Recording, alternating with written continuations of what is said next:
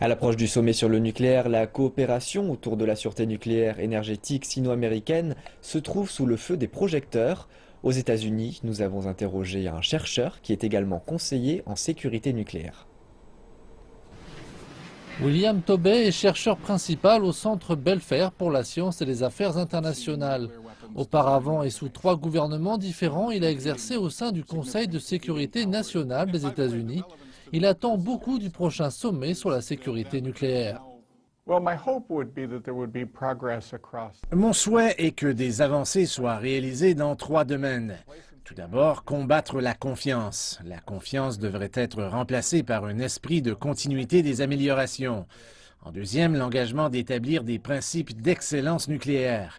Puis, bien sûr, je pense que le troisième pourra se traduire par le fait que les dirigeants de la planète montrent qu'ils se sentent responsables de la sécurité nucléaire à l'intérieur du pays.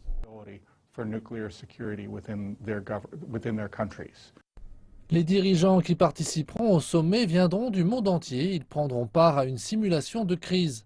De plus, ils évoqueront l'établissement d'un plan d'urgence. Pour William Tobey, c'est une étape importante, en particulier devant la menace terroriste croissante sur la planète. Les personnes liées aux attentats de Paris et semble-t-il celles liées aux attaques plus récentes font toutes partie du même groupe. On a découvert qu'en Belgique, un haut responsable nucléaire faisait l'objet d'une surveillance vidéo. L'homme travaillait dans une structure où est présente une grande quantité d'uranium enrichi. C'est très préoccupant.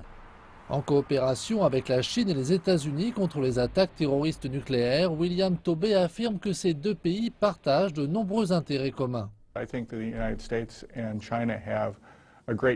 Je pense que les États-Unis et la Chine ont beaucoup de points communs sur cette question.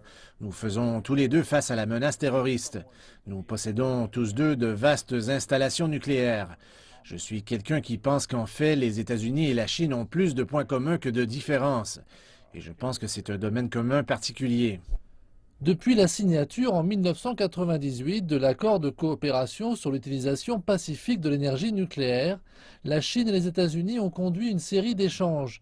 Et nombreux sont ceux qui pensent que nous connaîtrons une coopération bilatérale à plus grande échelle à la suite du sommet de cette année.